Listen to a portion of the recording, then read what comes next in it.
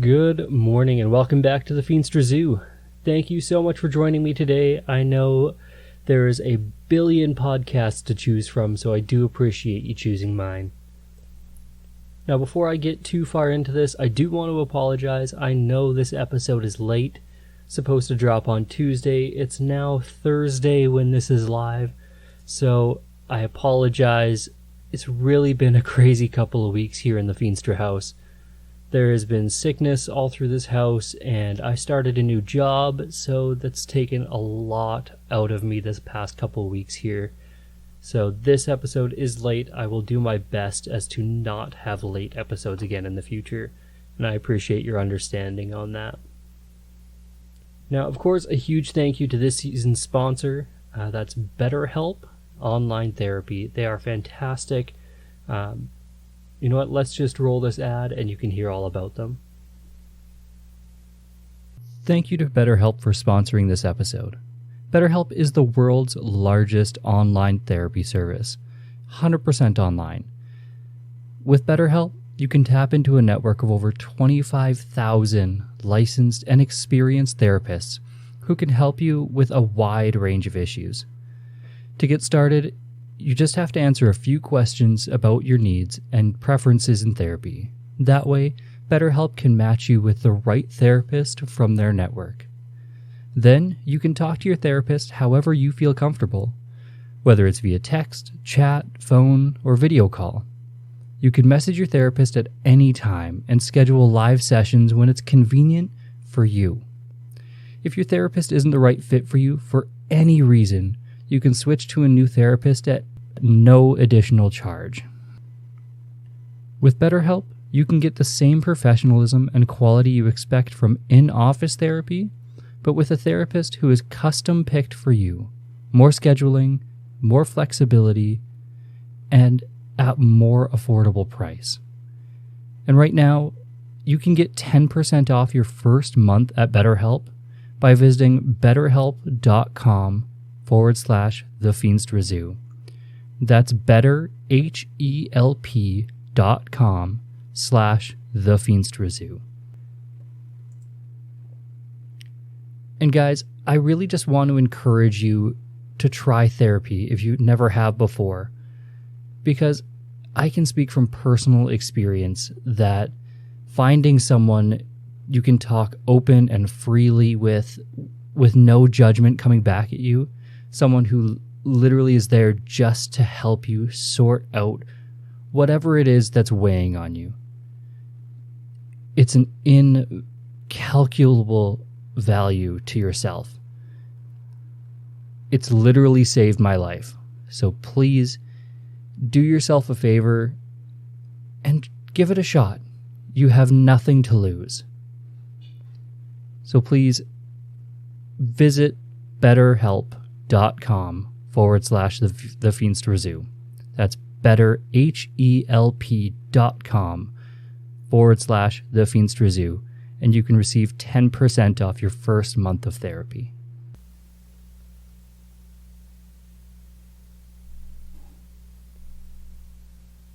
All right, and thank you also to the Podbelly Network. They're a fantastic collection of shows that I am super thrilled to be a part of. Go ahead and check them out for new shows, for fantastic tips as to how to start your own podcast, and of course they've got their own set of sponsors who are just fantastic. So thanks for letting me be part of your network, Podbelly. And finally, if you wish to help the show directly, please go over to buymeacoffee.com. There you can help me out with a one-time donation, and I take all of these and put them directly back into the show, into its hardware and software, so I can create the best show possible for you guys. But now, let's start this off properly. Here's a quote from Francis Chan to get us in the right mood here.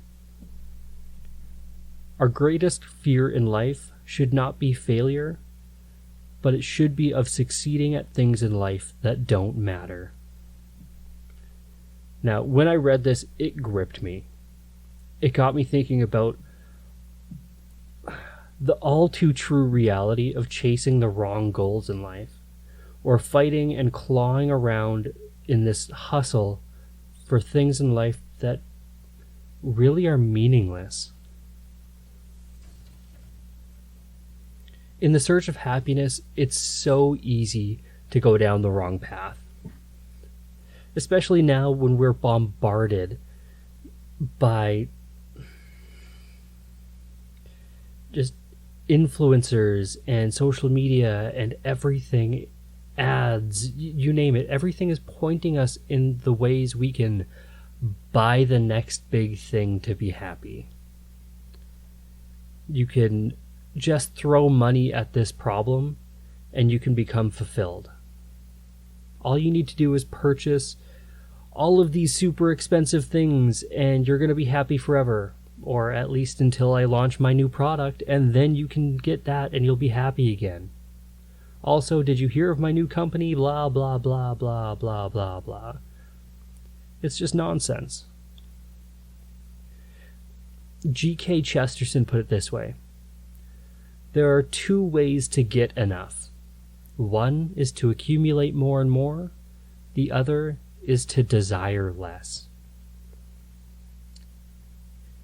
Now, because there's always something more to buy, what do you think I'm going to tell you should try? I say we need to desire less. Look, I'm not legalistic on this, or honestly much I'm not really legalistic on.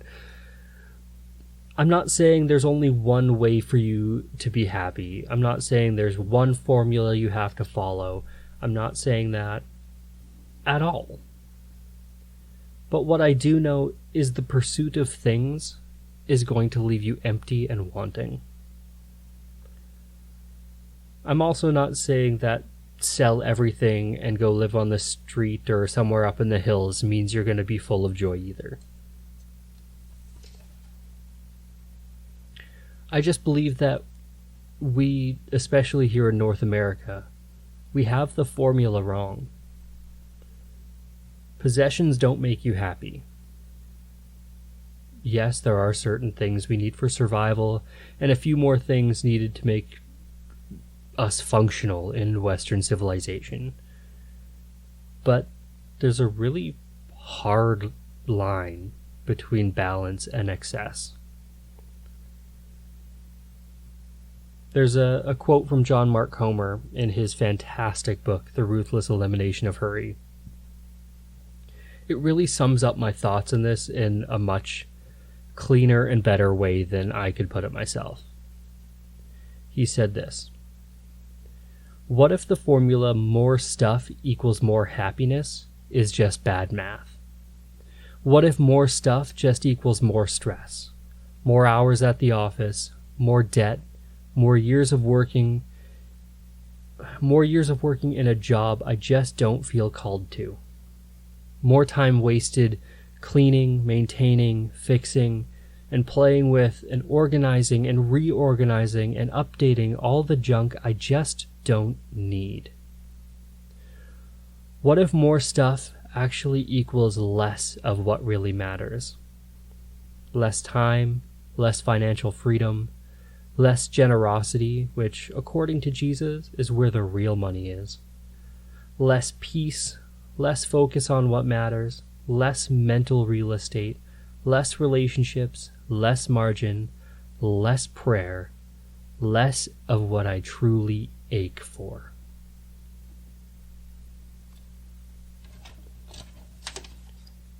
Like I said, way better than I could have put it myself. John Mark just nailed that. I think our mental maps on what fulfills us in life are just so messed up. We as Western culture are chasing these status icons, this checklist of things we've convinced ourselves we need to be happy. You know,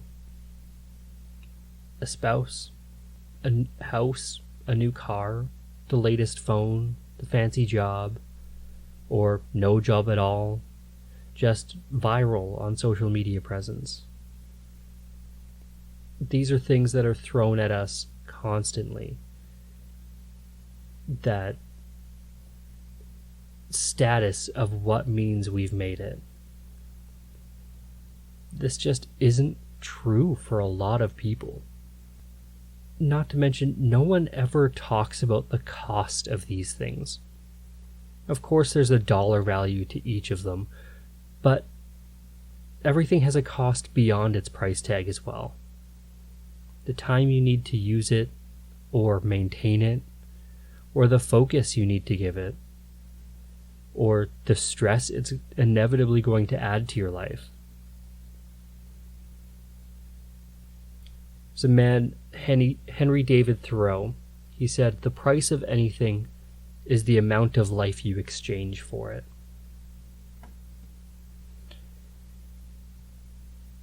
And it's crazy when you really boil this down. Like, how many hours of work did you exchange for just the price tag alone? How much time do you spend fixing it every month or every year? How often do you use it? How much of your attention does it truly take? And please don't misunderstand me. It's not like I'm saying owning a house is a bad thing, or anything it's really inherently bad. That's not what I'm saying at all. It's only when the pursuit of these things becomes your reason for happiness or fulfillment, or your entire identity, that it really is a problem. Thoreau also said that it's not what you look at that matters, it's what you see. Where you see an iPhone as means of communication, it's actually infinity in your pocket. At any moment, it can be infinitely helpful or flip to infinitely tempting. There's only one thing that won't ever flip-flop, and it will always give more than it will take, and it will always be fulfilling. That is the pursuit of Jesus and the kingdom of heaven. And you see, it really boils down to Jesus never changes. God never changes. See Hebrews 13, verse 8. Now, being fulfilled in the pursuit of Jesus does not mean your life will be easy. And it does not guarantee a life filled with wealth or prosperity. In fact, the Bible kind of teaches us the opposite. Jesus said that the world is going to hate you because they hated me first. But there is good news, so much more good news than bad news when this gets boiled down. See, the Bible teaches that true joy is formed in the midst of the most difficult situations. True joy is formed when you are trudging through the mud. Seasons of hardship, pain, and struggle will help you gain perspective. They'll allow you to see your life both how it is and how it could be. It allows you to access what's truly important in your life. Faith, family, relationships. You may have seen that tagline somewhere else. Anything beyond that point is not really worth pursuing. It's not going to give you any type of true fulfillment. Anything else beyond the kingdom of heaven and what God has granted you in your life is just going to leave you empty and wanting. It's going to leave a void in your life that you're going to be constantly searching for to fill. Happiness is not found in a new house. It's not found in a new vehicle. It's not found in the biggest or best thing. And it's certainly not found in the next partner and the next fling. Happiness is not found in your circumstances. It's just not. It's a result of your character. And it's a result of communion and communication with Christ. I feel that happiness is a character trait. It's something you are or you're not. You're either a happy person or you're not. Yes, of course, there is the emotion of happy and happy moments in your life. Of course. But I'm talking about like that core fulfillment, that joy in your life.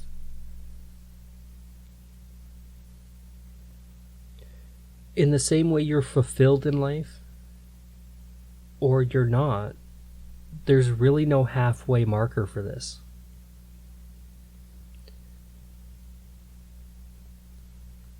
But let me bring this back to the beginning here.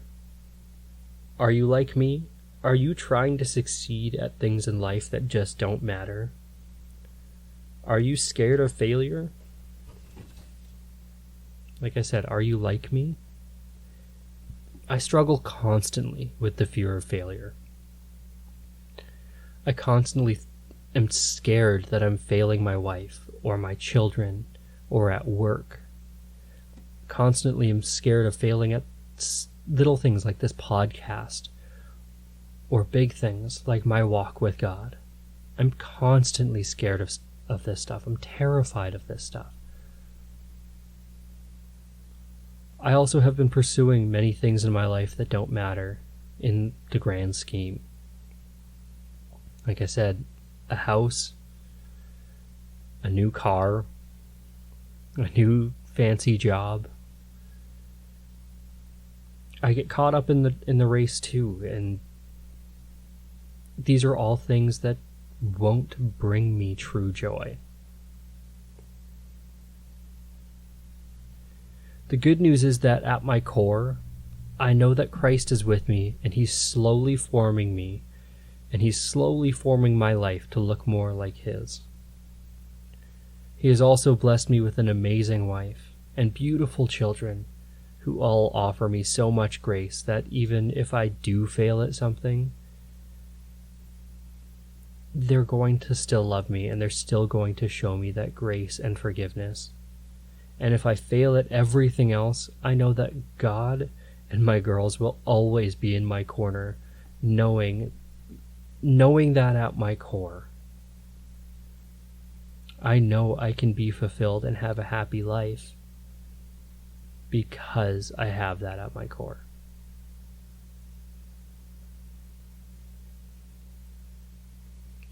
And the better news is that this is totally free and available for everybody. God has put His hand out. He's knocking at your door, just begging you to pursue Him. And it's a free gift. If you're not currently a happy person, you're not currently filled with joy, you're not currently fulfilled, you can be. And yeah, I think that's where we're going to leave this episode. A little bit about my walk, a little bit of good news for you. Leave it on a great uplifting note that you can pursue God and the kingdom of heaven. And it's not that your life is going to instantly be easy, and it's not that your life is going to instantly be filled with prosperity. But your life can be fulfilled.